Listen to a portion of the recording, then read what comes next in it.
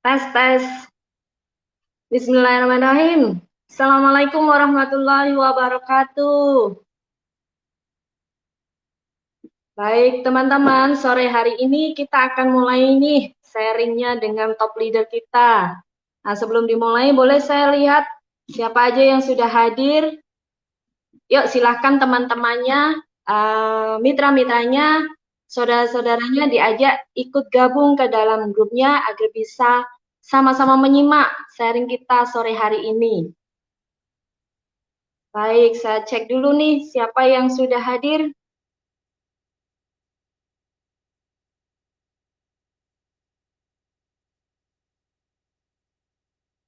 Sambil menunggu ya.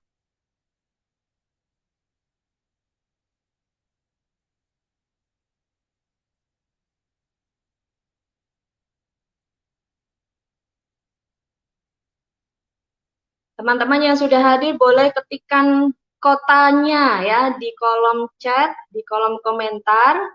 Ketikkan nama dan kotanya dari mana saja.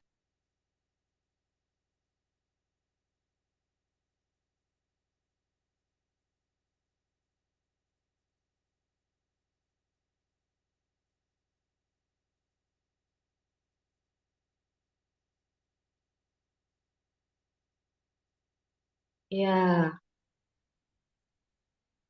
baru sedikit ya yang hadir ya. Ada Bu Titin, Bu Rosmia, Bu Dewi, Pak Korsi, Bu Sulis. Yuk silakan ajak mitranya untuk segera gabung. Kita akan segera memulai sharing hari ini. Baru sedikit ya yang datang.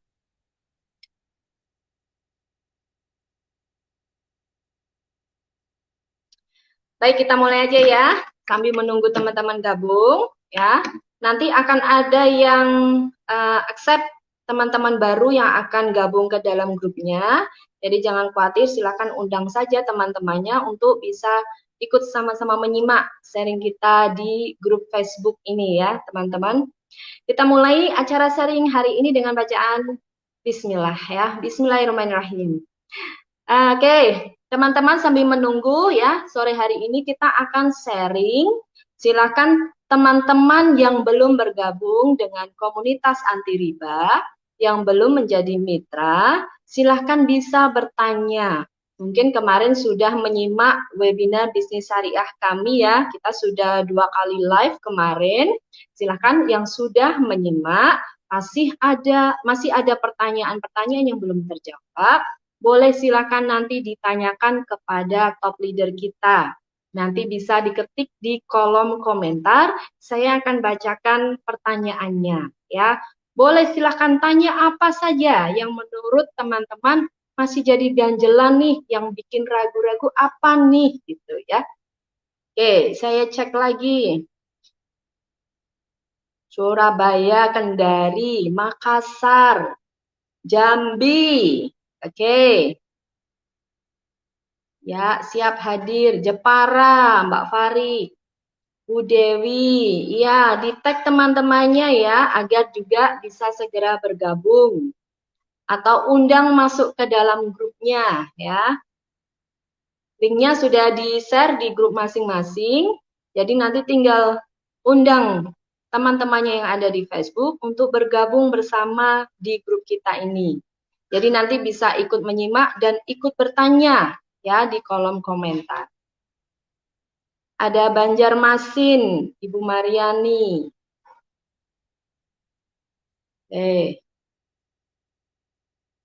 Kita mulai 1 menit lagi ya. Silakan teman-temannya dicolek ya, diundang, di-tag agar semakin banyak yang bisa menyaksikan dan ikut sharing, ikut bertanya, ikut berdiskusi di sini ya. Unek-uneknya apa? Blak-blakan kita nih nanti langsung dengan top leader kita Bapak Adan Haris Setiawan.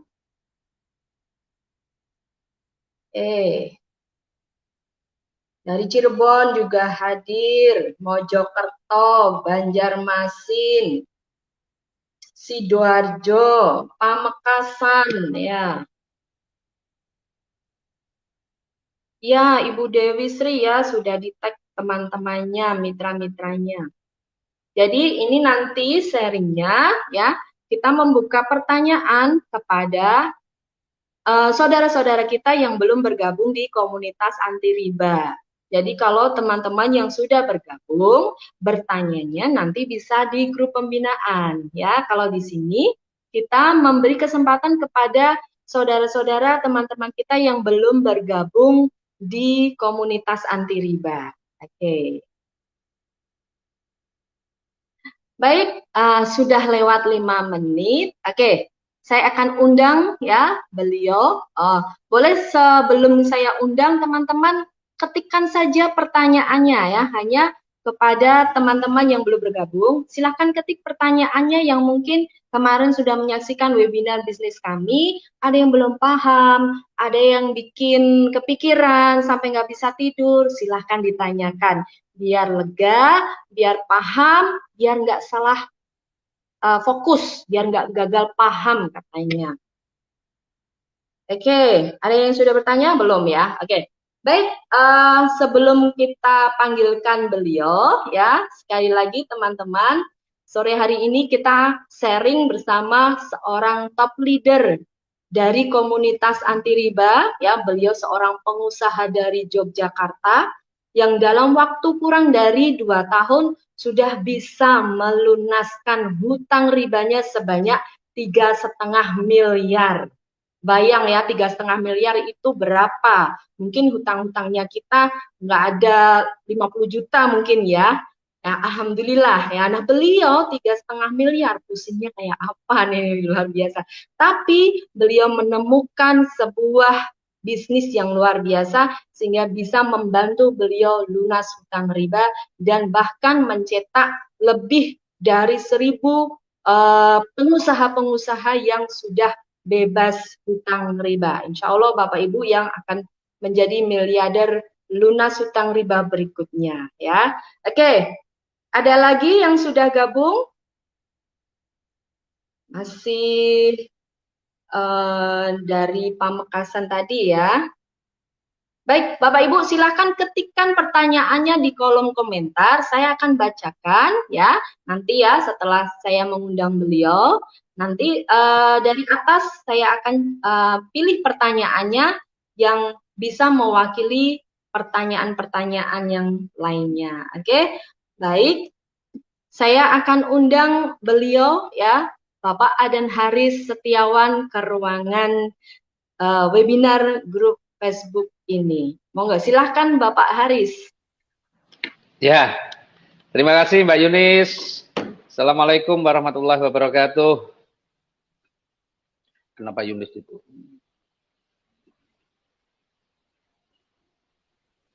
Ya. Waalaikumsalam. Ya Pak. Oke, gimana Mbak Yunis? Alhamdulillah luar biasa bisa sharing lagi dengan Pak Haris. Jadi energinya full terus Pak. Iya. Jadi alhamdulillah ya sore ini kita bisa ketemu sharing-sharing lagi ya.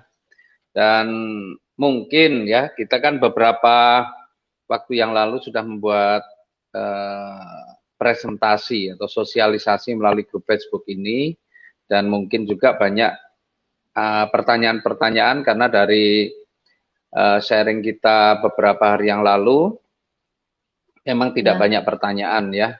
Tapi insya Allah mungkin kalau hari ini ada pertanyaan boleh ditanyakan. Ya. Baik teman-teman yang lainnya silakan sambil mengundang ya. Boleh langsung dimulai pertanyaannya. Nah, silakan ketik di kolom komentar ya. Sambil mengawali boleh teman-teman dari komunitas anti riba yang baru saja bergabung, boleh deh mengawali ya, silakan bertanya ya. Nanti bisa menyusul teman-teman kita yang belum bergabung bisa bertanya di bawahnya gitu ya. Ada yang bertanya? Oke, jadi begini maksud saya begini ya. Harusnya ini kan ada tadi malam kita sudah sharing ya di webinar melalui Zoom. Ada yang bertanya, ini MLM ya gitu ya. Ini apakah ini Iya, MLM? Pak. Ya, nah terus kemudian juga ada yang bilang juga bahwa ya, jangan jual-jual agama lah untuk urusan bisnis. Nah, ini dua pertanyaan ini mungkin juga sering buat teman-teman ini menjadi satu pertanyaan yang apa itu ya membuat lemes mungkin atau membuat bingung dari teman-teman. Ya teman-teman, jadi kalau kita mau menjalankan usaha, mau menjalankan bisnis, ya, yang pertama kita benar-benar harus paham sebenarnya apa sih yang kita jalani, bisnis apa yang kita jalani. Kemudian kita pelajari betul, sehingga kalau ada orang bertanya atau orang negatif sekalipun, mungkin insya Allah kita sudah punya pemahamannya, jadi bisa memberikan jawabannya. Nah, kalau ditanya, ini MLM ya? Nah, Bapak Ibu, ya, sejak awal ketika saya mengenal PTBS, bagi saya sudah paham bahwa bisnis ini adalah bisnis jaringan, network marketing, atau orang biasa menyebut bisa disebut dengan penjualan langsung berjenjang, atau orang juga pada umumnya menyebutnya dengan multi level marketing. Ya, jadi kalau izinnya adalah perusahaan ini bergerak di penjualan langsung berjenjang, tapi orang menyebutnya sering dengan nama MLM, multi level marketing. Nah, sebenarnya kita paham lah, semua paham, barangkali teman-teman juga paham bahwa multi level marketing ini punya stigma yang mungkin apa namanya kurang bagus barangkali ya, sedikit kurang bagus di masyarakat. Nah, kenapa bisa begitu? Banyak faktor sebenarnya yang menyebabkan bisnis multi level marketing ini di stigma negatif oleh masyarakat. Sebagian sih, bukan semua, faktanya juga banyak sekali juga yang tertarik dengan bisnis jaringan. Karena memang sebenarnya bisnis itu kalau mau berkembang ya harus menggunakan jaringan. Berkat jaringannya model apa. Nah, kalau di sistem network marketing atau MLM ini udah jaringan itu udah diatur bagaimana kita mengembangkan. Saya juga dulu ketika saya punya bisnis, ya konvensional pun juga pengen ada jaringan. Ya, pengen punya jaringan, makanya ikut organisasi biar punya banyak kenalan. Nah, itu akan membangun, sebenarnya kan juga untuk membangun jaringan. Nah, cuma khusus sekali lagi MLM ini kadang punya stigma negatif bagi sebagian masyarakat. Tidak semua ya, kalau semua salah total.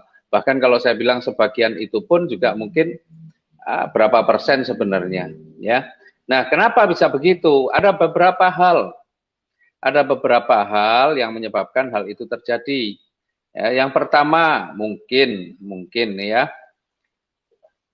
banyak orang yang sudah menjalankan bisnis sejenis, ya, bisnis multi level marketing, tetapi gagal. Bahkan sudah pindah-pindah, bukan hanya 1-2 bisnis network marketing, tapi sudah mungkin 5, 6, 10, 20 barangkali, dan gagal.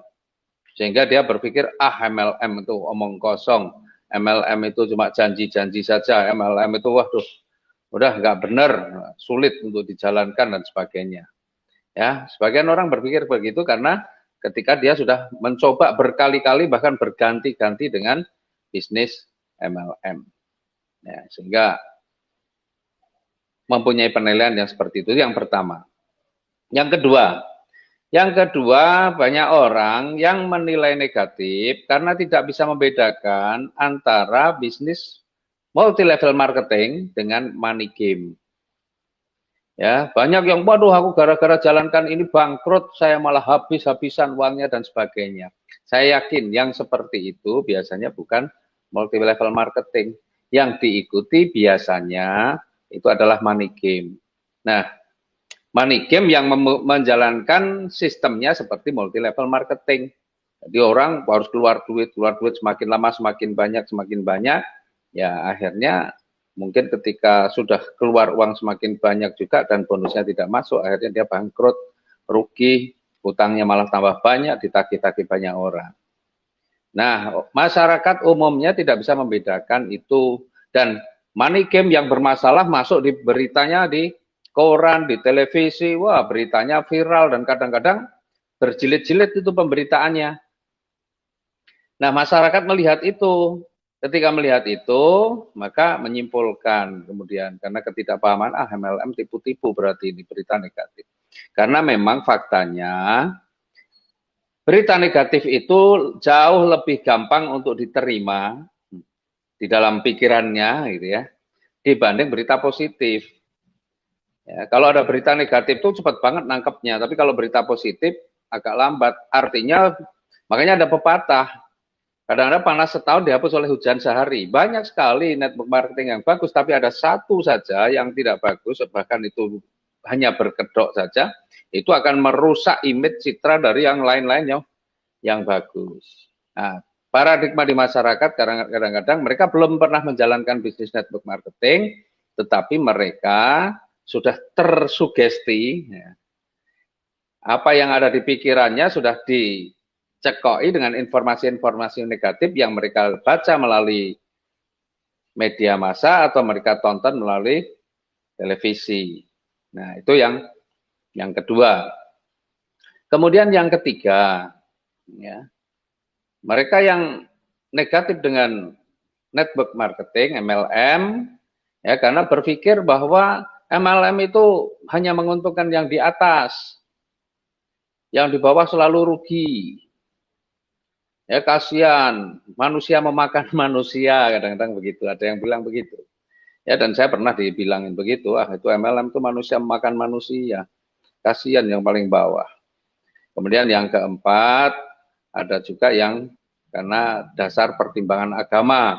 Ya, mungkin ngaji, ada suatu ustadz atau kiai yang mengatakan bahwa MLM itu haram. Ya, nah dari banyak faktor nih. Dan negatif, stigma negatif terhadap bisnis MLM. Nah, saya pada kesempatan hari ini, sore ini, ingin menjelaskan bahwa MLM itu adalah sistem pemasaran sebenarnya.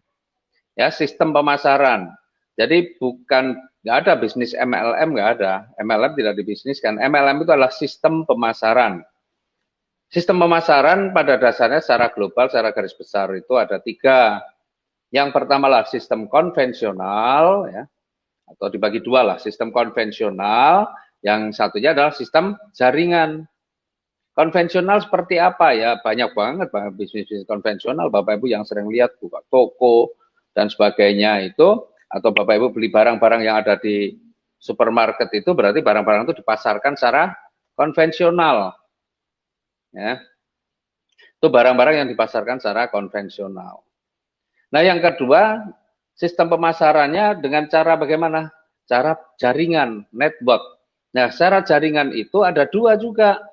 Yang pertama adalah franchise, ya, yang kita kenal franchise. Yang kedua adalah sistem MLM, atau orang bilang juga bisa disebut dengan personal franchise. Nih. Nah, sekarang kita bicara mengenai modal sekarang, ya. Nah, kalau Bapak Ibu menjalankan bisnis konvensional ya, kira-kira modalnya besar apa kecil? Modalnya sangat besar. Ya, tergantung ketika Bapak Ibu pengen rezekinya besar, ya modalnya biasanya tambah besar. Semakin besar modalnya, insya Allah rezekinya juga semakin besar. Tetapi di situ juga resikonya juga semakin besar. Dan saya sudah menjalaninya bisnis konvensional itu. Ya, semakin besar, semakin kita pengen besar, ya modalnya harus tambah lagi begitu. Nah, kemudian di bisnis jaringan, franchise. Nah, untuk franchise perlu modal yang besar enggak? Perlu, modalnya besar. Ya, saya juga pernah menjalani bisnis franchise, pernah menjalani bisnis franchise di bidang pendidikan, dan pernah franchise juga di bidang rumah makan atau restoran. Ya, semua untuk pakai nama saja, kita punya hak itu miliaran semuanya. Ya. Artinya modalnya besar. Potensi rezekinya, ya insya Allah besar juga. Tetapi resikonya juga pasti besar. Nah, kemudian ada lagi yang satunya, yang ketiga, yaitu bisnis MLM. Atau biasa disebut dengan personal franchise gitu ya. Nah, kalau di bisnis network marketing MLM atau personal franchise ini modalnya kecil. Modalnya kecil, resikonya kecil, tapi potensi rezekinya besar. Nah, makanya ini menjadi solusi bagi banyak orang sebenarnya. Yang namanya bisnis network marketing ini menjadi solusi bagi banyak orang. Nah, sayangnya memang di bisnis network marketing ini banyak sekali yang menyalahgunakan. Karena mayoritas dari masyarakat kita ini pengennya kaya dengan mudah. Makanya kalau pengen kaya dengan mudah, maunya setor duit, duduk, diam, dapat duit. Nah, ini yang tidak betul. Sehingga dimanfaatkan oleh mereka-mereka yang berniat jahat. Nah, endingnya apa? Endingnya mereka banyak yang tertipu. Ya, banyak yang tertipu. Maka sebenarnya ketika berbisnis, ya mau yang konvensional, mau franchise, mau MLM, Bapak Ibu perlu pilih bisnisnya yang mana. Bisnis konvensional pilihannya banyak banget. Bapak Ibu mau ibaratnya mau jualan bahan bangunan, jualan emas, jualan makanan, jualan apa ya, pilihannya macam-macam. Dan tentu semua punya potensi rezeki yang berbeda-beda. Ya kan, di konvensional itu potensi rezekinya berbeda-beda, jualan baju, jualan apa terserah. Ya, itu potensi rezekinya berbeda-beda, itu konvensional.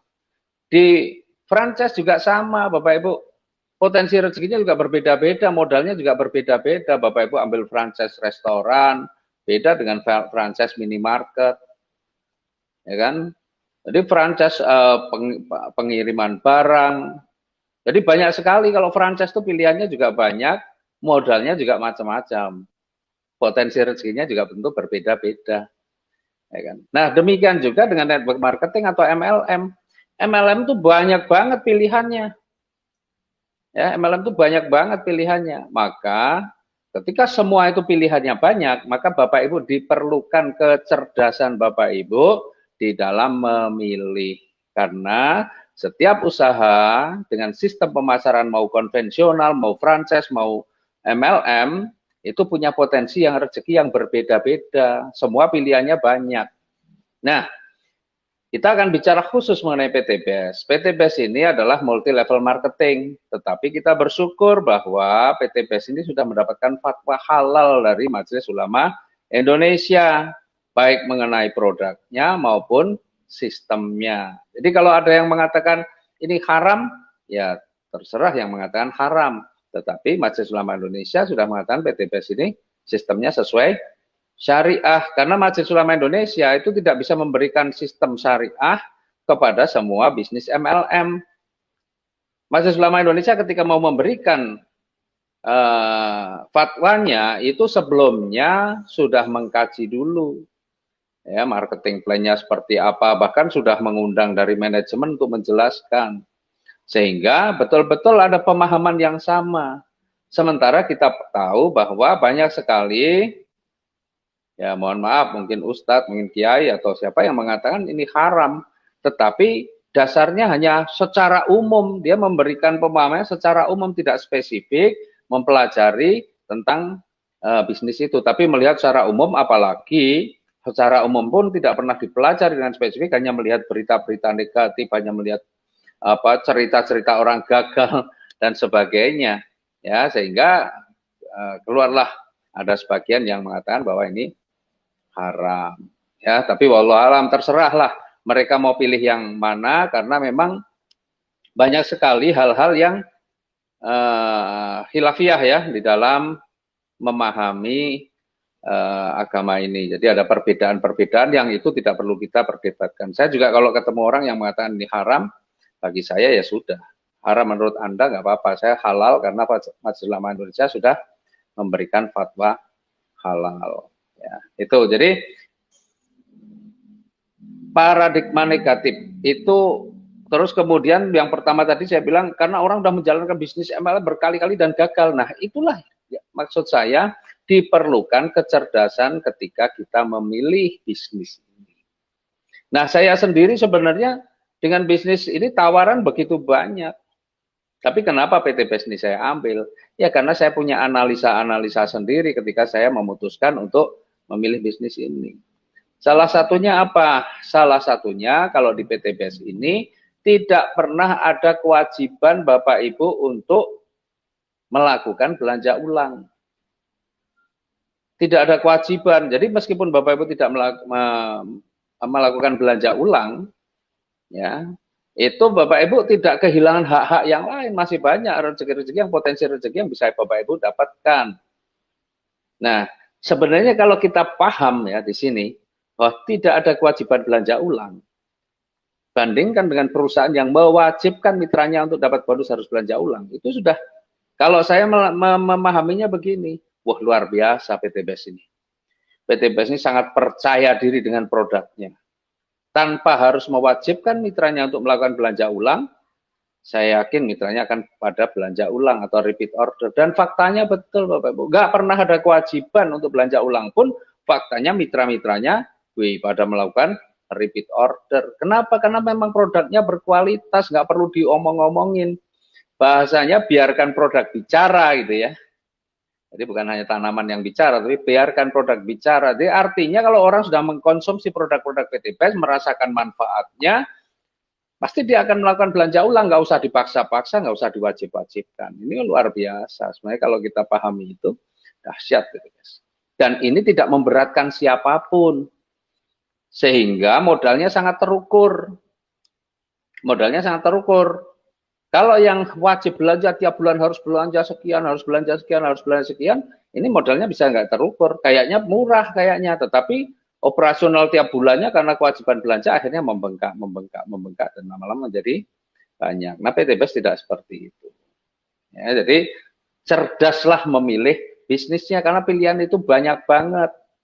Pilihan itu banyak sekali. Maka ketika Bapak Ibu pintar memilih, insya Allah Bapak Ibu tidak akan menyesal kemudian. Dan faktanya kemarin Bapak Ibu bisa lihat nih di Facebook grup ini ya, materi-materi yang sebelumnya kita undang tuh Mas Hendra Lili Padang dari Toraja sana yang dia sudah menjalankan MLM banyak banget nggak pernah berhasil. 11 MLM atau berapa nggak pernah berhasil. Tapi alhamdulillah ketika jalankan bersama PTBS, dalam waktu singkat ya, beliau itu seorang mantan penjual sayur keliling, dia sudah mendapatkan 2 motor, 2 Mobilio, dan 1 Pajero. Yang itu sebagian juga bisa diwujudkan dalam bentuk uang tuh. Ya, hanya dalam waktu singkat, kurang lebih berapa ya? 2 tahun atau. Itu Bapak Ibu. Ya, jadi pilihan Bapak Ibu memilih bisnis itu juga akan menentukan apakah Bapak Ibu akan sukses atau tidak. Nah, saya pilih PTBS karena saya tahu persis dan saya analisa saya, produknya bagus, marketnya luas, harganya terjangkau, kemudian modalnya murah, persaingannya rendah, resikonya kecil, potensi rezekinya besar. Ya, maka itulah kemudian saya putuskan untuk bermitra dengan PTBS. Nah, jadi MLM itu sebenarnya bagaimana? MLM itu bagi saya ya, karena saya tuh lama di usaha konvensional juga. Menurut saya, bisnis MLM itu adalah bisnis yang sangat manusiawi. Justru sangat manusiawi, bukan menginjak yang di bawah, enggak sama sekali bukan. Enggak ada yang diinjak. Karena orang di bisnis network itu akan sukses ketika yang di bawahnya sukses. Ya, ketika yang di bawahnya sukses, maka kita akan sukses, maka kita pasti akan bantu support. Jadi memanusiakan manusia, bukan nginjek yang di bawah. Yang nginjek di bawah itu yang bisnis-bisnis konvensional. Ya, kalau punya karyawan ya diperes tenaganya, pikiran untuk kerja kalau perlu lembur-lembur, ya, dengan rezeki yang minim, dengan rezeki yang segitu-segitu saja. Jadi kalau orang, ibaratnya kalau orang bekerja nih ya, hanya dengan ijazah SD mau kerja, dia bekerja mau sehari 24 jam, kalau ada lebihnya juga, misalnya sehari itu 30 jam ya, dia akan kerja sehari 30 jam pun tidak akan bisa memberikan hasil yang luar biasa. Kenapa? Ya karena dia sudah tertutup, terbelenggu dengan ijazahnya, terbatasi dengan ijazahnya. Aduh, dia mau kerja apapun kalau ijazah SD nggak akan menjadi pimpinan lah, bahasanya begitu ya di negeri. Tetapi di PTBS faktanya ada Mas Beni ya, yang juga ada nih di Facebook group. Hanya seorang lulusan SD, bahkan buruh tani, buruh atau kuli bangunan, ya, bersama kami dalam waktu singkat juga sudah mendapatkan reward yang luar biasa yang nilainya miliaran. Jadi tidak ada yang menginjak di bawah. Nah, makanya saya sering katakan juga bahwa di bisnis network marketing atau multi level marketing ini bisnis yang memanusiakan manusia. Ya, memanusiakan manusia maksudnya bagaimana? Ya, jadi kalau konsep manjada wajada, ya itu ada di bisnis ini. Kalau Bapak Ibu sebagai pegawai mau manjada ya belum tentu wajada. Mau berusaha sungguh-sungguh belum tentu terwujud. Bapak Ibu hanya lulusan SD, ekstrimnya begitu.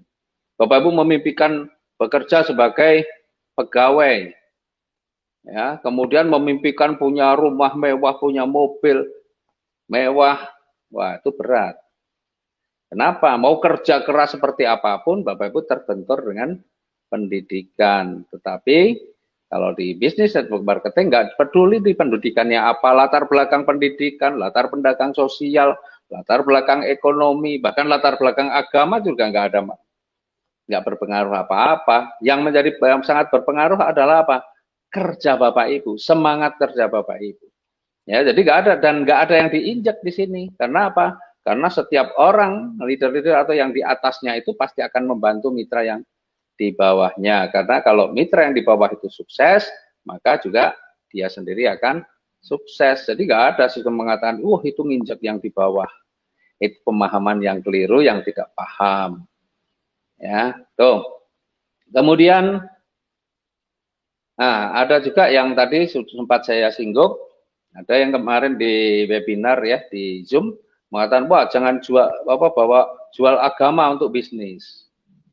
Kita tidak pernah jual agama, tetapi tentunya sebagai orang yang beragama, nih, sekali lagi, tentunya sebagai orang yang beragama, pasti segala tingkah laku apapun, apalagi bisnis, ya itu harus disesuaikan atau harus jangan sampai bertentangan dengan agama. Nah, kita tahu riba itu dilarang oleh agama. Riba itu dilarang oleh agama. Nggak ada satupun ya pertentangan di ustadz atau kiai yang berbeda mengenai hukum riba. Semuanya sama. Riba itu dosanya, Masya Allah, luar biasa. Maka kita mengajak bagaimana orang bebas hutang riba. Ini bukan jualan agama, tapi ini bagian dari dakwah ekonomi kita. Dakwah ekonomi bukan hanya omongan-omongan yang nggak ada manfaat, tapi bagaimana kita menyampaikan tapi memberikan solusi. Makanya yang disebut dakwah ekonomi. Jadi nggak ada kita jual agama, tapi yang ada adalah aktivitas kita harus berlandaskan agama yang kita yakini. Ya mau makan ya harus sesuai, bukan makan nggak usah makan libat-libatkan agama di urusan makan. Ya nggak bisa karena makan itu ada yang halal, ada yang haram. Nggak usah libat-libatkan agama lah dalam urusan bermasyarakat. Nggak bisa. Karena agama juga mengatur bagaimana hubungan antar manusia. Jadi agama itu harus selalu menaungi kita. Jadi nggak ada bahasa, jualan agama, nggak ada jualan agama. Yang ada adalah kita selalu ya menjalankan sesuatu itu harus dalam koridor agama, termasuk di dalam bisnis. Apalagi mencari nafkah, di mana nafkah itu akan kita dapatkan, yang mana nafkahnya akan kita gunakan untuk memberikan makan, memberikan penghidupan kepada anak istri kita. Masa kalau kita nggak pernah mikir-mikir masalah agama, apapun disikat anak-anak kita, istri kita kasih makan sesuatu yang haram. Ya. Nah, maka hasilnya berbahaya. Makanya kita ini justru mengajak orang untuk bebas hutang riba, karena kita memang sedang melakukan dakwah ekonomi dan jihad melawan riba. Ya, jadi orang yang ngomong begitu pasti nggak paham. Jangan-jangan di dalam hidupnya juga nggak pernah mikirin tuh masalah agama. Yang penting apa yang ada sikat saja. Nggak peduli halal haram, nggak peduli benar dan salah, dia akan sikat gitu saja. Nah, makanya kita nggak menjual agama, tapi kita mengingatkan bahwa bisnis kita ini masih dalam koridor. Makanya BTPS ini adalah bisnis syariah, MLM syariah. Ya, MLM syariah. Ya, sesuai dengan agama atau biasa disebut dengan PLBS, penjualan langsung berjenjang syariah. Ya. Itu jadi sementara yang bisa saya jawab. Mungkin Mbak Yunis bisa mungkin ada pertanyaan, barangkali Mbak Yunis bisa sampaikan, coba. Tadi saya baru menangkap 2 pertanyaan, Pak. Tapi sepertinya dari mitra ini, Pak. Yang lain belum ada. Yang pertama itu ada yang bertanya kepada saya, jangan menari-nari di atas penderitaan orang lain. MLM yang enak di atas, produknya tidak berguna. Tapi sepertinya tadi sudah dijawab ya, Pak ya. Sama satu lagi, mau dibantu cara mendaftarkan mitra baru gitu. Yang lain belum. Ya. Jadi jangan menari di atas penderitaan orang lain. Yang menari di atas penderitaan orang lain itu siapa? Ya, siapa yang menderita kan? Jadi kalau yang menari di atas penderitaan orang lain, yang menderita selalu menderita itu ya mereka-mereka yang ya saya tidak ini ya, tapi di bisnis-bisnis konvensional justru banyak orang menari di atas penderitaan orang lain. Ya, mereka main marah, main perintah sama anak buah, main bentak dan sebagainya. Ya. Dan anak buah ini mau bekerja berpuluh-puluh tahun jadi anak buah, terus jadi karyawan, terus. Ya, saya sendiri saya menjadi pengusaha itu dari tahun 93 sampai tahun 2018. Jadi 25 tahun saya menjadi pengusaha dengan punya banyak karyawan. Tetapi selama saya menjadi pengusaha 25 tahun, bisa dibilang nggak ada karyawan saya yang sejahtera. Artinya ya hidupnya biasa-biasa saja, malah justru ketika menjadi karyawan saya mungkin banyak yang terlibat hutang riba juga, karena bosnya juga punya hutang riba. Ya. Nah, apakah bisa dibilang saya menari di atas penderitaan orang lain? Ya mungkin bisa saja, karena kita menggaji yang murah semurah-murahnya, tetapi pengen mendapatkan hasil yang sebanyak-banyaknya. Tetapi justru di bisnis network marketing tidak begitu. Itu kebalikan. Sebenarnya Anda kalau bicara begitu, orang yang bicara begitu, ya saya nggak ngerti dia latar belakangnya apa. Kalau dia sebagai karyawan, dia punya pimpinan, pimpinan itu lagi sedang menari di atas penderitaan Anda. Karena Anda mau kerja apapun, keras apapun, apalagi pendidikannya rendah, ya nggak akan Anda punya jabatan gitu ya. Jadi Anda selamanya ya juga akan menderita.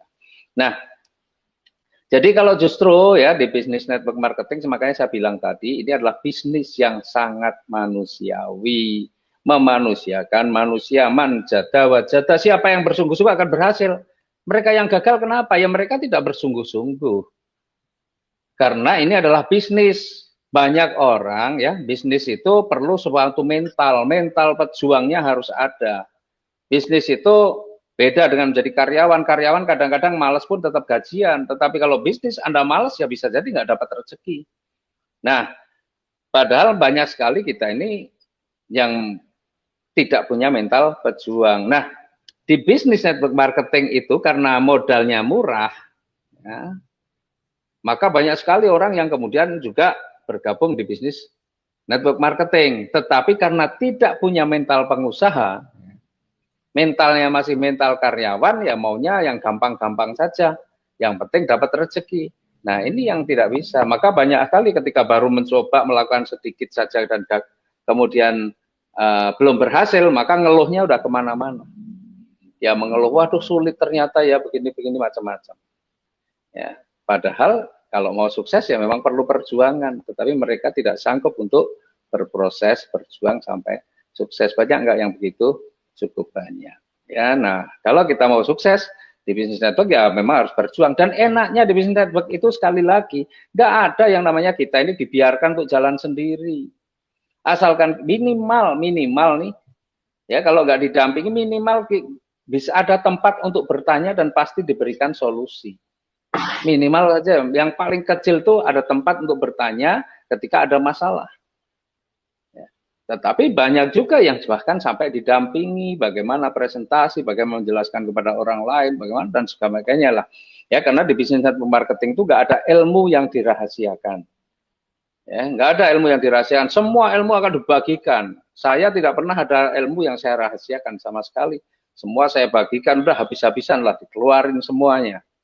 Ya, jadi yang mengatakan bahwa menari di atas penderitaan orang lain, dia nggak paham dalam dunia usaha, dunia bisnis itu seperti apa, konvensional itu seperti apa, di bisnis network seperti apa, karena dia nggak mengalami. Kalau saya di bisnis konvensional saya ngalami, di bisnis network marketing saya ngalami, dan ternyata saya lebih senang di bisnis network marketing atau MLM. Kenapa? Selama 25 tahun saya menjadi pengusaha, saya tidak bisa mensejahterakan satu orang pun, bahasanya begitu. Ya ada satu dua orang sih, tapi hanya dua orang saja yang mungkin punya kehidupan yang lumayan baik ya, untuk bisa dikatakan ini mewah atau apa, enggak jauh, tapi ya lumayan baik.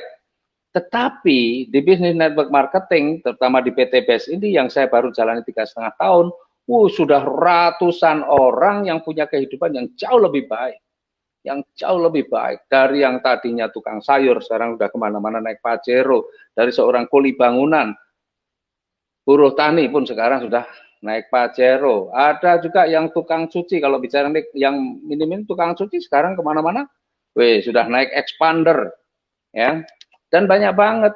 Ya, meskipun di usaha kita, ini bukan cuma untuk orang-orang yang kondisi susah, tapi banyak juga yang mereka-mereka yang ASN, yang polisi, yang tentara, yang dosen, banyak yang pada bersama-sama kita.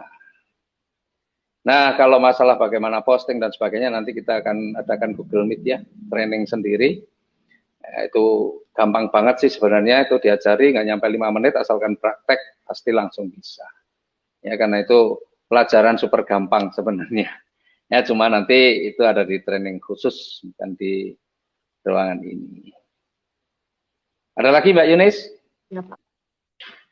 Ini ada titipan Pak, karena nggak bisa ngetik katanya. Bedanya MLM ini dengan MLM lain apa Pak? Gitu katanya. Kelebihannya apa? Karena dia saat ini sedang menjalankan bisnis MLM juga. Tapi kok sepertinya dia melihat reward-rewardnya kok luar biasa gitu. Nah, bedanya apa dengan yang dia jalankan gitu katanya Pak? Oke, ya MLM itu banyak banget. Mau membandingkan dengan yang mana, saya kan nggak ngerti. Ya, cuma saya bisa katakan ya dari beberapa MLM yang lain ya. PT BES ini yang pertama, modalnya terukur. Modalnya terukur. Kenapa modalnya terukur? Karena tidak ada kewajiban belanja tiap bulan. Itu bedanya yang pertama. Kemudian yang kedua, di PT BES memang kita tidak diajari atau tidak dididik untuk menjadi sales. Meskipun produk-produk kita luar biasa, dan faktanya juga pembelanjaan ada satu produk yang kalau belanjaan sampai miliaran. Ya, kita nggak perlu banyak ngomong, tidak perlu menjadi sales, karena produk kita pun bicara, produknya bagus. Ya, dan kita nggak perlu menjadi sales, nggak ada masalah, karena nggak ada kewajiban belanja tiap bulan. Kalau yang diwajibkan belanja tiap bulan, mau nggak mau dia harus jualan. Karena kalau nggak jualan, produknya numpuk, itu menjadi mubazir. Oh, dia harus jualan, nggak kayak jadi sales. Jadi kerjanya double. Sudah jualan, bagaimana membantu tim. Nah, di PT BES, ini yang utama adalah bagaimana kita ya dididik menjadi seorang pemimpin, leader, pemimpin. Maka pemimpin itu adalah ngajari mitranya untuk melakukan seperti yang kita lakukan, yaitu supaya dididik juga menjadi pemimpin, bukan dididik menjadi sales, gitu ya. Dididik menjadi pemimpin, sekali lagi, bukan menjadi sales. Itu beda. Yang kedua. Yang ketiga ya yang pasti ya rezekinya. Karena pencapaian di PT BES ini sangat mudah, tidak dibatasi waktu. Pokoknya asalkan setiap orang yang bergerak, dia mau berjalan, terus melakukan, dia pasti akan mendapatkan. Ya, nggak ada riset, nggak ada ulang lagi dari nol lagi, ulang lagi dari nol lagi, ulang lagi. Kan banyak tuh di bisnis network marketing yang lain yang apa-apa sering riset, ulangi dari nol lagi. Belum nyampe, tapi batas waktu habis, ulangi dari nol lagi. Kapan nyampenya? Kalau di PT BES nggak ada diulang-ulang dari nol lagi. Bapak Ibu jalankan terus, kalau mencapai kualifikasi yang tentukan pasti dapat. Maka di PT BES ini Pak, mudah banget. Ya, seperti tadi saya contohkan Mas Hendra Lili Padang ini 11 kali ikut MLM nggak pernah berhasil. Tapi bersama PT BES yang ke-12 ya Mas Hendra Lili Padang ini berhasil. Ya, itu bukan bukti. Dan faktanya juga ya ini PT BES ini fitnahnya luar biasa, Masya Allah. Kenapa kita ini mendapatkan fitnah yang luar biasa? Ya karena kompetisi sebenarnya.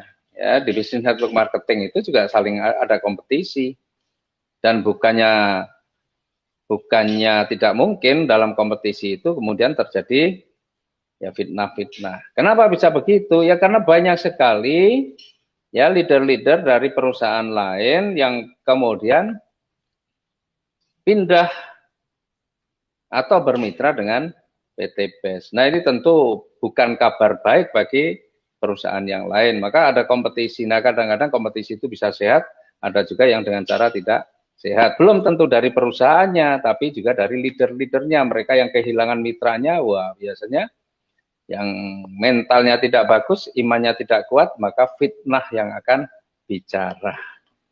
Ya, jadi tebaran fitnah itu Masya Allah luar biasa, banyak sekali. Tapi karena kita ini benar, maka faktanya sampai hari ini kita tetap eksis dan tidak pernah ada problem sama sekali. Itu Mbak Yunis. Ya, baik Pak. Satu lagi nih Pak. Kepingin gabung tapi nggak punya modal. Terus disarankan apakah harus meminjam atau berhutang. Padahal katanya solusi tanpa hutang riba, tapi diminta untuk meminjam untuk bergabung. Nah, itu gimana Pak? Ya, jadi begini, pinjam yang dimaksud adalah hutang riba ya, yang kita harus hindari itu adalah hutang riba. Kalau Anda hutang dengan mertua, Anda hutang dengan kakak adik, nggak ada problem. Yang penting hutang tetap harus dibayar. Ya, nah ini insya Allah akan menjadi solusi. Karena begini, orang mau usaha pengen berubah hidupnya, ya setiap orang yang berusaha itu pasti perlu modal. Saya dulu di konvensional ketika kita mau menjalankan usaha yang nggak punya duit, ya bagaimana caranya akhirnya harus ada modal. Bisa dengan partneran, bisa dengan pinjam uang di bank dulu waktu belum mengenal tentang dosa riba dan sebagainya. Nah di sini modal yang dibutuhkan paling kecil cuma 2.100.000. Itu angka yang sangat kecil kalau kita membayangkan atau membandingkan dengan hasilnya. Karena di PT BES itu Anda modal 2.100.000 tapi kerjakan dengan baik, ya ngikuti arahan dari orang yang mengajak Anda, ya insya Allah 1 tahun, 2 tahun, 3 tahun Bapak Ibu akan dapatkan 1,67 miliar. Jadi kalau cuma pinjam 2 juta mah angka yang kecil sebenarnya, asalkan Bapak Ibu bersungguh-sungguh di dalam menjalankannya. Ya pinjam nggak ada masalah, pinjam kepada teman, kepada tetangga, kepada saudara, nggak usah pinjam ke bank yang berbunga, nggak perlu pinjaman online ya nggak usah. Kalau perlu nggak mau pinjam ya apa yang punya dijual dulu. Toh ini bukan kehilangan, tapi ini sebagai modal yang insya Allah kalau ketika kita jalankan usaha dengan benar-benar, justru apa yang kita jual itu kita bisa beli lagi dengan yang lebih bagus, ya bukan dengan kualitas yang sama, tapi beli lebih bagus. Ya, jadi nggak usah khawatir. Ada nggak yang pakai sampai jualan begitu? Ada banyak. Ada yang jual cincin, ada yang jual gelang, ada yang jual kambing. Nah, ada masalah, ya. Karena itu untuk modal usaha, bukan untuk buang-buang uang. Ya, itu. Jadi harus mindset pengusaha lah, bermindset pengusaha. Jangan mindset apa ya? Mencari pesugihan gitu ya. Hanya maksudnya maunya setor duit terus diem aja dapat ada uang. Nah, kalau mindsetnya nyari pesugihan ya nggak cocok di sini. Mindsetnya adalah pengusaha. Pengusaha itu perlu modal dan perlu kerja. Kalau cari pengusaha pesugihan cuma ngeluarin duit harapannya dapat duit, tapi ternyata banyak yang ketipu. Ya, mindsetnya harus pengusaha. Jadi masalah modal itu masalah tantangan pertama yang harus Bapak Ibu hadapi. Ya. Jadi kalau modal saja tantangan pertama nggak sanggup, nggak mungkin Bapak Ibu bisa hadapi tantangan-tantangan yang selanjutnya. Karena bukan kalau Bapak Ibu sudah punya modal pasti sukses, ya tergantung mentalnya Bapak Ibu. Kalau Bapak Ibu orangnya baperan, gampang putus semangat, gampang putus asa, ya nggak akan berhasil. Tapi kalau Bapak Ibu seorang pejuang, yakin saja dengan modal 2 juta, Bapak Ibu jalankan terus, saya yakin Bapak Ibu juga akan sampai titik di mana Bapak Ibu akan mencapai kesuksesan. Ini Mbak Yunis. Baik, itu Pak. Ada lagi nih Pak. Takutnya nanti kalau nggak bisa jalan bagaimana Mbak? Gitu. Ya. Biasanya sudah keluar modal nanti ternyata nggak bisa. Itu terus gimana? Gitu. Kalau Anda sudah dari awal berpikir tidak bisa, maka saran saya jangan pernah ambil keputusan untuk bersama-sama kita. Sederhana itu. Anda khawatir, wah takut Pak, saya nggak bisa jalankan, maka jangan ikut. Tapi kalau Anda, wow saya harus bisa, yakin pasti bisa, dan Anda harus akan berusaha keras untuk bisa mewujudkan, maka Anda layak untuk bersama-sama kita. Tapi kalau Anda, wah Pak, nanti saya kalau nggak bisa jalankan gimana? Nggak usah. Saya selalu sarankan begitu. Kalau dia sendiri dengan dirinya sendiri nggak yakin, bagaimana kita mau bantu? Karena nomor satu itu modalnya semangat, kemauan kita untuk belajar, kemauan kita untuk sukses. Kalau dirinya sendiri saja sudah tidak yakin, tidak percaya diri, ya sudah repot. Orang lain tuh kayak saya misalnya itu hanya bisa membantu. Saya hanya bisa membantu, tetapi tidak bisa memastikan Anda sukses, karena sukses itu yang menentukan bukan saya, tetapi Anda sendiri. Jadi kalau dari awal sudah ragu-ragu, wah nanti saya kalau nggak bisa, yang jangan. Jangan, lebih baik nggak usah. Karena kalau Anda pun sudah ragu-ragu, memaksakan diri, tapi mentalnya tidak diperbaiki, nggak akan sukses. Karena sudah mindsetnya sudah bilang, nggak sukses. Karena Allah itu sesuai prasangka hambanya. Ketika apa yang Anda pikir, bayangkan itu juga akan terwujud. Jadi kalau Anda ya nggak yakin bisa sukses, ya janganlah. Mending nggak usah saja. Ya, mending nggak usah. Itu. Siap. Baik, ini ada lagi pertanyaan. Kalau misalnya gabung yang paket basic, itu berarti kalau sudah dapat rewardnya sudah selesai, nggak dapat apa-apa lagi, gitu Pak. Ya, di bisnis kita ini sebenarnya ada 14 sumber rezeki ya. Secara detail nanti ada di trainingnya. 14 sumber rezeki. Rezeki yang nomor 1 ya, sampai rezeki nomor 6 ya, jadi ada rezeki itu ada 14 kan, terbagi nomor 1 sampai 6 ya, itu istilahnya Anda bisa dapatkan terus sampai kapanpun, Anda bisa dapatkan terus. Nggak ada yang namanya terus kehabisan sumber ini. Dan 6 sumber rezeki itu Anda bisa dapatkan terus. Apa saja 6 sumber rezeki nanti ada di training ya, karena kita punya 14 sumber rezeki. Kemudian nomor 7 sampai 10 juga Anda bisa dapatkan terus. Ya. Nah, yang bisa habis artinya Anda sudah tidak bisa dapatkan itu yang nomor 11 sampai 14, yaitu yang hadiah motor, mobil, Pajero atau rumah yang 1,67 miliar bisa selesai. Kalau Anda basic sudah dapat itu selesai. Tapi yang namanya bonus sponsor, selama Anda masih bergerak, Anda bisa mendapatkan bonus sponsor, Anda bisa mendapatkan bonus pengembangan, Anda bisa mendapatkan bonus flash out, Anda juga punya kesempatan untuk mendapatkan royalti prestasi, royalti pembinaan, Anda berhak juga mendapatkan reward prestasi, Anda berhak mendapatkan royalti prestasi, royalti kepemimpinan itu yang ke-6 ini.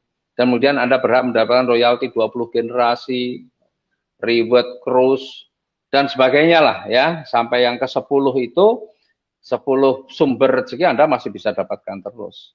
Ya, yang habis itu hanya reward motor, mobil, Pajero yang nilainya 1,67 miliar, yang lain-lain Anda masih bisa dapatkan terus. Itu, Mbak Yunis. Ya Pak, baik. Ini ada dari ibu-ibu. Kepingin sekali Mbak gabung, tapi suami saya kok tidak setuju. Nah, gimana ini Pak? Biasanya kalau bapak-bapaknya tidak mengizinkan, terus akhirnya jadi kendor gitu semangatnya. Nah, tergantung tujuannya. Kenapa suami itu nggak setuju? Kenapa? Kan begitu. Karena harus ada pemahaman yang sama nih ketika mau bersama-sama kita. Pertanyaannya sekarang, Anda ini sudah, Bapak atau Ibu ini sudah, Ibu berarti ya kalau suaminya nggak setuju. Ibu, pertanyaannya masih punya hutang atau tidak, hutang riba terutama. Ya, kalau masih punya hutang riba, itu padahal itu persoalan serius sebenarnya. Karena selama kita masih punya hutang riba dan kemudian kita, karena itu hutang riba itu diperangi Allah dan Rasulnya, akhirnya artinya akhiratnya nggak akan selamat. Dosanya besar banget. Nah, kira-kira tujuan hidup kita ini hanya semata-mata urusan dunia atau pengen selamatnya dunia akhirat. Kalau pengen selamat dunia akhirat, maka hutang riba ini harus segera diselesaikan secepat-cepatnya bahkan. Nah, kalau suami tidak setuju, barangkali suami sudah punya sumber yang lain yang untuk menyelesaikan hutang-hutang itu, hutang riba. terutama ya. Bahkan hutang yang bukan riba pun kita tidak akan dihisap selama hutang kita juga belum lunas. Tapi hutang riba dosanya Masya Allah luar biasa. Jadi alasan suami tidak setuju itu apa, kan saya nggak ngerti ya. Nah, kalau pengen penjelasan lebih lengkap, mungkin suami diikutkan di acara seperti ini. Ya, ada penjelasan nih, nanti tanya yang menghubungi ibu untuk berada di grup ini. Atau ajak orang yang menginformasikan ini kepada ibu, ajak datang ke rumah untuk menjelaskan kepada suaminya. Karena kalau ibu sendiri yang menjelaskan kepada suami sulit. Karena ibu juga mungkin belum paham, sehingga menjelaskannya pun juga kesulitan. Ya, jadi kalau bertanya harus kepada ahlinya, maka suami itu harus bertanya kepada ahlinya. Maka siapa ahlinya? Ya orang yang menghubungi Anda, mengajak ibu ya di dalam usaha ini. Insya Allah mereka paham, dia paham, maka ajak ke rumah untuk ketemu suami untuk menjelaskan. Kalau wah Pak orangnya jauh, ya sudah, ajak suami untuk mendengarkan penjelasannya secara lengkap ya melalui Zoom, melalui grup Facebook atau melalui grup WA ya, kan banyak sih media-media penjelasannya. Ya, udah supaya suami paham gitu ya. Kalau sudah mendapatkan penjelasan semua tetap tidak tertarik ya nggak tahu, harus dicari kenapa tidak tertariknya. Itu Mbak Yunis. Baik, Pak. Nah, saya lihat lagi sih belum ada pertanyaan lagi, Pak. Silakan teman-teman yang masih penasaran, kepo, kepingin tahu tentang bagaimana sih bermitra dengan PT BES menjadi komunitas anti riba, silakan bisa bertanya. Atau mungkin titipan pertanyaan dari calon mitranya yang tidak bisa masuk ke dalam grup, boleh silakan diketikkan di kolom komentar. Ya, ini ada nih yang tanya bagaimana meyakinkan saudara dan kerabat yang background dan mindsetnya nyaman sebagai PNS padahal hutangnya banyak. Ya dijelaskan ya, kalau kita memang cuma orang itu kan ya insya Allah melalui Bapak ya Pak Asep ya, melalui Pak Asep insya Allah ya, saudaranya mendapatkan hidayah. Jadi jelaskan saja mengenai riba, dosa riba, Masya Allah ya, jelaskan itu saja ya. Kalau dia sudah punya pemahaman yang sama tentang riba, ya, tinggal dia pikir, waduh dengan saya menjadi ASN faktanya gaji saya sudah habis terus, maka bagaimana saya bisa cepat-cepat terbebas dari riba? Ya, maka tawarkan solusinya. Ya, insya Allah kita masuk ini memberikan solusi ya. Artinya untuk bisa cepat terbebas dari utang riba kan perlu tambahan sumber rezekinya, tambahan sumber pendapatannya. Nah, maka kita tawarkan solusi ini sebagai alternatif untuk mendapatkan tambahan sumber rezekinya atau sumber pendapatannya. Itu memang harus membuka mindset, harus ada kesamaan mindset kita. Kalau dia biarlah akhirat juga belum tentu ada, ya lain lagi ceritanya. Ya kan? Akhirat itu kan masih katanya. Saya belum percaya katanya kalau belum membuktikan sendiri. Ya sudah, tinggal tunggu saatnya kan gitu aja. Ya. Baik, Pak. Nah, ini ada yang nanya lagi nih. Ya. Ada yang tanya nih. Bagaimana bagaimana supaya bisa menjalankan bisnis ini dengan benar? Ya, kalau mau dengan benar ya mindsetnya yang benar dulu ya. Jadi apa tujuan kita masuk di dalam usaha ini, solusi ini? Kalau saya dulu memang ketika saya tertarik dengan usaha ini, karena saya sangat senang dengan tujuan atau visi dari perusahaan ini, yaitu membantu umat bebas hutang riba. Kemudian apalagi diimbangi waktu itu juga saya ikuti ada yang training yang namanya Spiritual Leadership Camp. Sudah visi perusahaannya keren, ternyata ada training yang juga sangat keren. Training yang terutama untuk bagi yang muslim ya, itu yang bisa membuat kita ini benar-benar merasa bahwa ya kita ini bukan siapa-siapa, dan ketika kita ikut di training itu kita akan tahu bagaimana caranya mendapatkan pertolongan dari Allah. Salah satunya adalah menghidupkan sunnah. Nah, jadi visinya udah keren, trainingnya keren, apalagi potensi rezekinya keren gitu ya. Nah, maka saya tertarik di situ. Nah, maka ketika saya menyampaikan ke orang lain bagaimana? Ya kita sampaikan saja yang paling menarik itu sebenarnya supaya semua punya mindset yang sama. Apa yang membuat Bapak Ibu tertarik di dalam usaha ini, sampaikan kepada orang lain. Artinya begini, kalau saya tertarik di bisnis ini karena bebas riba misalnya, nih, bantu umat bebas riba, maka sampaikan ke orang lain juga yang punya ketertarikan yang sama. Misalnya nih ngomongnya ada komunitas nih bantu orang-orang cepat lunas hutang. Misalnya begitu. Nah, maka orang yang punya utang yang tertarik pengen juga bebas hutang pasti akan merespon. Maka kita punya pasukan yang sama visinya dengan kita. Ya, pengen bebas hutang riba. Atau ada perusahaan bagi-bagi mobil tiap bulan nih. Misalnya gitu. Wah, dia tertarik juga pengen dapat mobil, maka visinya sama, dia kejar mobil. Tapi kita ini pengen bebas hutang riba, atau pengen dapat motor, mobil, rumah gratis, tetapi kemana-mana yang kita omongin produk, nawarin produk. Maka dari awal visinya sudah melenceng dulu, nggak nyambung dengan visi kita. Ya, visinya mau ngajakin orang bebas hutang riba, tapi yang diomongin produk. Ya, sulit, nggak match dari awal. Itu ya. Jadi kalau yang benar bagaimana? Kalau saya selalu sarankan, kembali ke visi misi PT BES, yaitu membantu umat bebas hutang riba. Itu yang harus ditekankan terus. Harus ditekankan terus adalah bantu umat bebas hutang riba, karena itu visi yang paling keren. Itu satu-satunya perusahaan yang punya visi seperti itu ya hanya PT BES. Ini yang berbeda dengan yang lain-lain. Di perusahaan yang lain kadang-kadang malah justru nyuruh kita utang untuk beli mobil supaya kelihatan gagah. Kita malah melarang orang untuk kredit-kredit yang terutama yang riba itu yang kita larang. Itu ya, jadi jalankan benar ya, jalankan sesuai visi saja. Kita nggak ada kewajiban tiap bulan belanja, ya maka nggak usah terlalu banyak ngomong-ngomong nawar-nawarin produk, malah kita kayak sales, ya kan? Nah, dan kalau kita memang, kecuali kita memang ahli di situ ya nggak apa-apa ya. Tapi saran saya kalau Bapak Ibu mau bicara produk, ya, bicara produk, kita punya produk yang luar biasa, pupuk. Ya kalau bicara produk pupuk itu orang belanja itu satu orang bisa berkali-kali dan bisa jumlah banyak, karena yang punya pupuk itu punya lahan pertanian atau perkebunan banyak, yang punya puluhan hektar, ratusan hektar. Jadi kalau belanja bisa banyak. Tapi kalau Bapak Ibu ngomongin produk-produk kesehatan, ya paling dia beli cuma 1 botol, 2 botol, ya nggak ngefek untuk pertumbuhan bisnis kita. Ya, jadi ya harus cerdas lah. Intinya jangan kemudian gampang tergiur dengan omongan, tapi harus di logika juga. Ya, terus ya, apalagi ini nih? ada pertanyaan dari Pak Bangun Sutopo.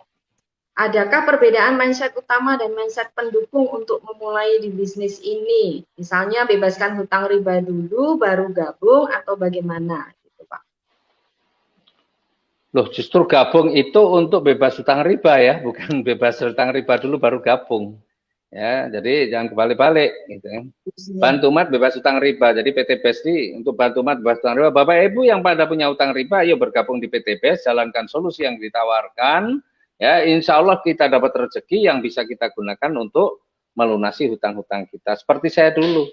Saya terakhir masih punya hutang 3,2 miliar. Utang saya 3,2 miliar, alhamdulillah ketika saya jalankan solusi yang ditawarkan oleh PT BES, saya kerjakan dengan sungguh-sungguh, ya, dan ternyata nggak nyampe setahun 3,2 miliar lunas. Kok bisa begitu? Ya karena saya paham betul, Pak. Jadi begini, kadang orang itu tidak membuat perbandingan yang pas, ya, tidak membuat perbandingan yang pas. Saya ini membuat perbandingan. Perbandingannya begini. Saya ini jadi pengusaha, anggaplah modal ratusan juta. Berapa tiap bulan yang saya bisa dapatkan? Kemudian kalau saya mau mengembangkan usaha, saya perlu modal lagi, perlu keluar duit lagi. Semakin besar usaha saya butuh orang semakin banyak. Butuh orang semakin banyak itu sebenarnya berisiko juga semakin banyak. Karena orang itu juga karakter bisa berbeda-beda, karyawan itu. Ya, karena ini statusnya adalah karyawan. Perlu mengembangkan lagi, perlu modal lagi, perlu operasional yang lebih tinggi lagi. Iya, kalau kita waktu mengembangkan nambah toko lagi misalnya gitu, itu tokonya juga berkembang bagus. Kalau ternyata tokonya tidak berkembang bagus, yang terjadi apa? Malah justru kita subsidi. Nah, itu kan pengalaman saya di dunia usaha seperti itu. Nah, kemudian saya bandingkan dengan di PT BES ini. PT BES ini modal paling besar cuma 62 juta. Sudah nggak ada kewajiban lagi belanja-belanja tiap bulan, nggak ada masalah.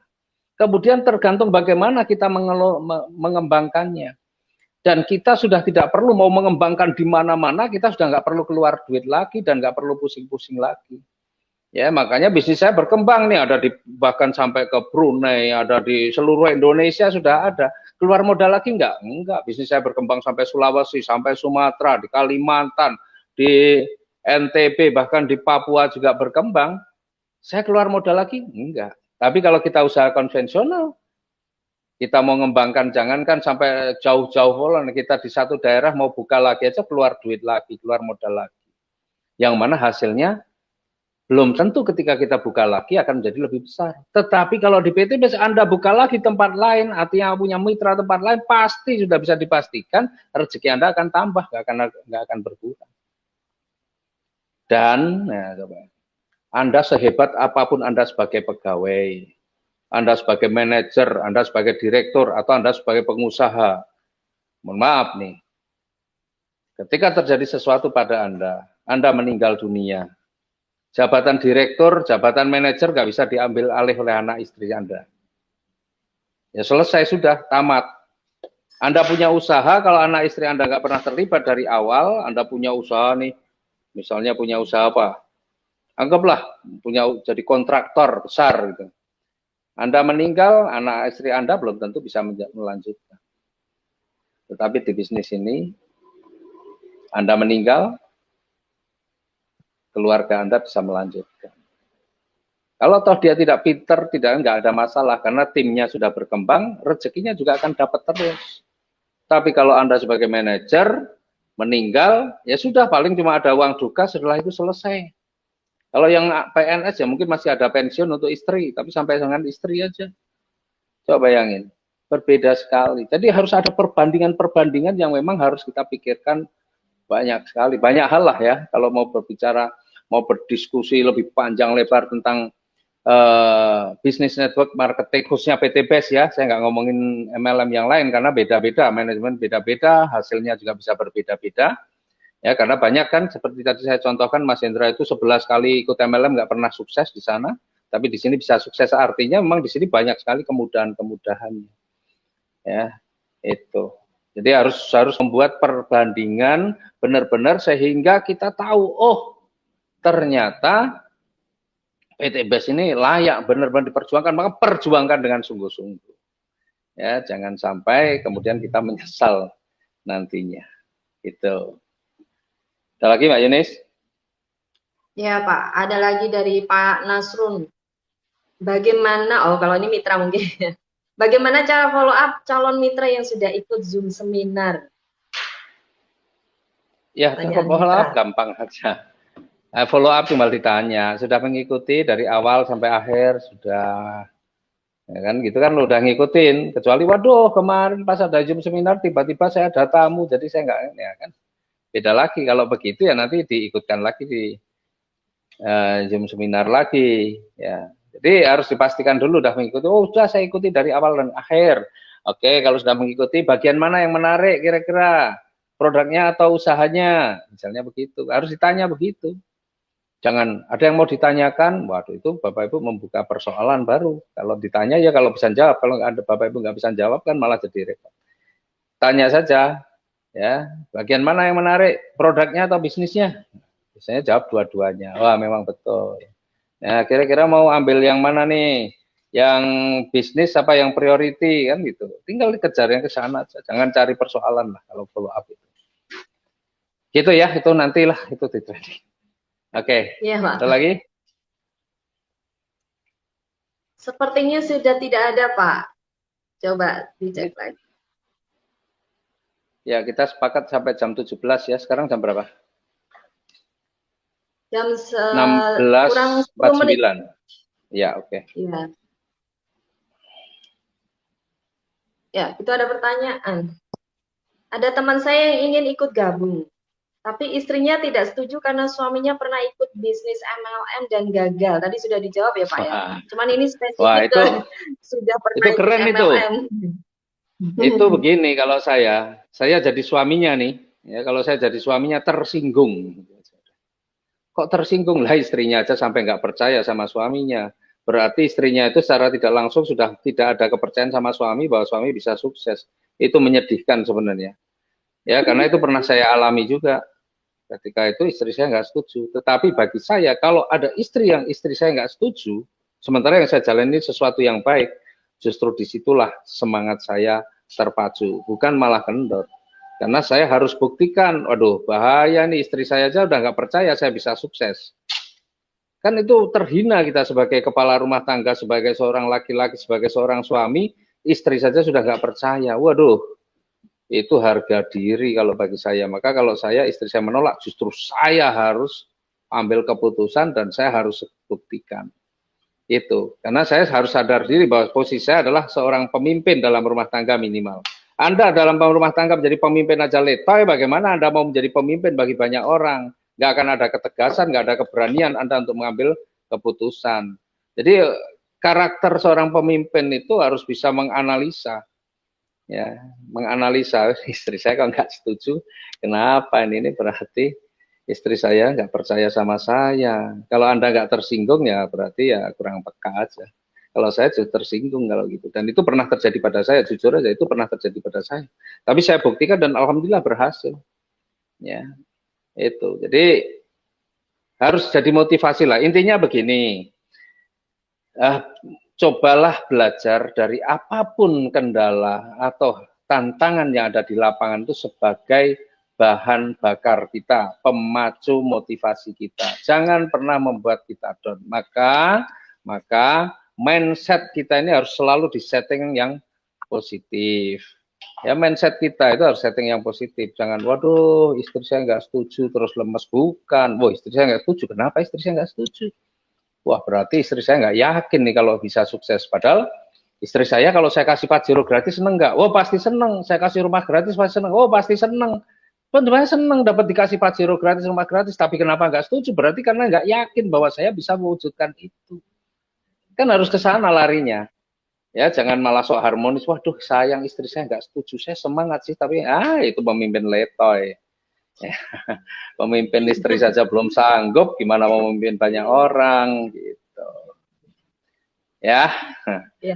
nggak tersinggung ya, Nah, jangan ini ada tersinggung. satu nih. Ya. Kalau untuk orang yang sudah punya kebutuhan semuanya, orang kaya gitu, Pak. Gimana cara merasa kebutuhannya sudah terpenuhi itu bagaimana kita meyakinkannya gitu. Sama orang Itu kaya, pertanyaan sama yang orang terakhir. yang sudah mapan, jangan menggurui, itu kunci nomor satu. Ya, sama orang kaya, sama orang mapan, sama orang punya pengaruh, itu jangan menggurui. Ya, larangan itu, pantangan itu menggurui. Artinya menggurui bagaimana Pak? Presentasi Pak, ini ada bisnis bagus Pak, itu wah ini luar biasa, nggak masuk Pak. Maka bagaimana caranya? Ada satu kebutuhan kalau kita sadar ya, kita paham ya. Kebutuhan seseorang itu adalah pujian. Maka Bapak Ibu yang pintar muji biasanya pada disenangi banyak orang. Ya, karena itu kebutuhan manusia siapapun lah, siapapun. Ya, meskipun sebenarnya misalnya beginilah, dia itu tahun kemarin dengan hari ini nggak ada perubahan ya tetap jelek misalnya orangnya gitu ya, secara fisiknya. Tapi tiba-tiba Anda cuma katakan, Anda kelihatan lebih bersih ya, Anda kelihatan lebih ceria, Anda kelihatan, itu aja udah senang, padahal sebenarnya sama saja. Tapi berikan pujian, artinya itu menunjukkan bahwa yang namanya pujian itu menjadi kebutuhan dasar manusia.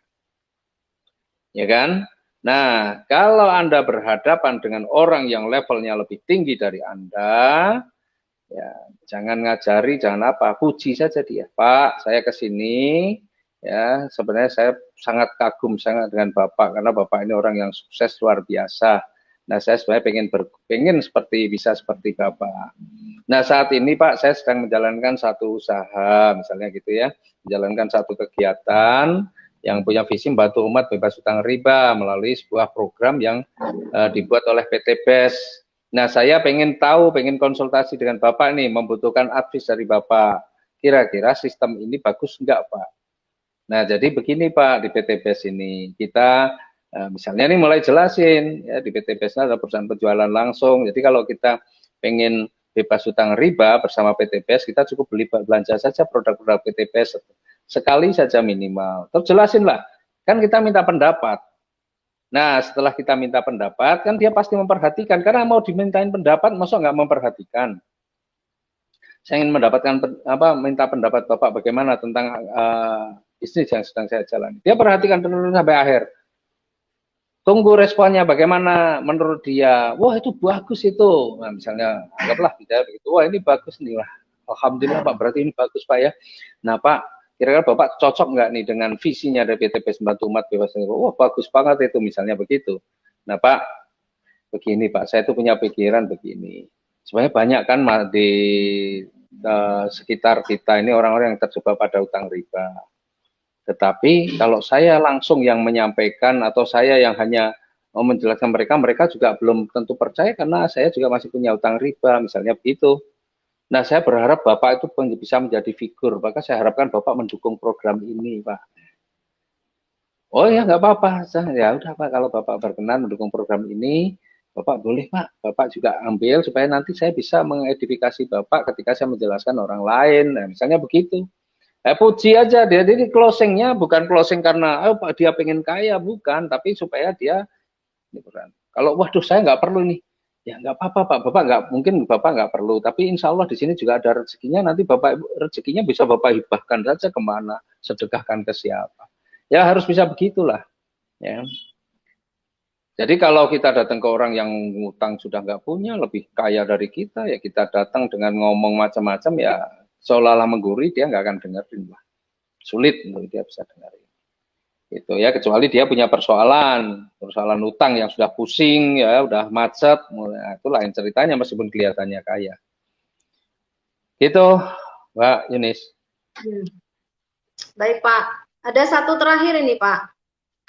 Kalau sudah banyak hutangnya, bagaimana caranya menjalankan bisnis ini di awal gitu Pak? Ya banyak hutangnya malah harus semangat, sudah. Ya banyak hutang itu jadi motivasi. Hutangnya berapa sih? Saya dulu 3,2 miliar. Kira-kira hutangnya lebih banyak saya atau tidak? Ya, kalau hutangnya nggak lebih banyak dari saya, ya tetap aja semangat. Lebih banyak pun nggak ada masalah sebenarnya. Ya, karena ini justru jadi solusi. Sudah terlalu punya banyak utang, ya sudah. Alhamdulillah, ketemu solusinya malah bersama PTBS. Jalankan saja. Ya, nggak usah khawatir. Lah terus bagaimana Pak? Kayak mau ngajakin orang bebas riba, sementara saya masih punya utang riba. Ya nggak ada masalah kan, yang bayarin bukan Bapak atau bukan Ibu, yang bayarin PTBS, kan gitu kan. Kalau yang bayarin Bapak Ibu ya punya utang ya pusing suruh bayarin. Kan kita dalam rangka ikhtiar bagaimana bebas utang riba, mengajak sebanyak-banyak orang untuk bersama-sama berjuang bersama kita untuk bisa terbebas dari utang riba dan bisa wujudkan impian-impian yang lain, bisa punya motor, mobil, rumah, cash, bahkan mungkin impian-impian kita yang lain juga bisa kita wujudkan secara cash.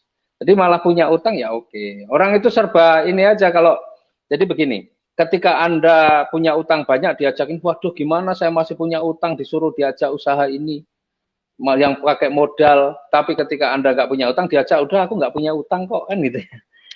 Jadi kalau kita mencari orang yang beralasan-alasan begitu ya ketemu terus alasan karena alasan itu bisa dibuat. Ya alasan itu bisa dibuat untuk masuk akal yang pasti. Ya makanya saya ini orang yang sebenarnya nggak pernah. Jadi begini, ketika saya meminta tolong seseorang gitu ya, atau mau apa orang itu alasannya begini, ya udah saya nggak perlu bantah, karena saya sudah tahu inti dari alasan dia itu tujuannya hanya untuk ya menolak atau apa ya sudah begitu saja. Kalau memang alasannya karena dibuat untuk masuk akal. Tetapi kalau kita masih bisa gali, kira-kira kita masih bisa gali itu, ya gali untuk hot buttonnya, artinya kita bisa menggali apa yang bisa membuat dia bergairah lagi, ya kita coba kita ngomong-ngomong kita. Tapi kalau sudah sulit ya alasan itu kalau udah ini kita coba dengan sini dia alasan ini, kita coba dengan di sini dia alasan yang ganti lagi, artinya kelihatan alasannya cuma untuk membentengi diri ya sudahlah, karena dia akan cari-cari alasan terus, 1000 alasan ada. Karena orang yang mau sukses itu bukan orang yang pintar mencari alasan. Tapi orang yang sukses itu hanya punya satu alasan, yaitu ingin berubah hidupnya menjadi jauh lebih bagus, ya, sehingga dia mau berjuang. Alasannya cuma satu itu saja, bukan alasan yang banyak-banyak, ya, dan ingin membahagiakan orang lain atau keluarganya. Tuh, Mbak. Baik, Pak. Sudah 1 menit lagi di jam 5 sore. Sudah selesai mungkin ya, Pak ya? Pertanyaan sudah habis.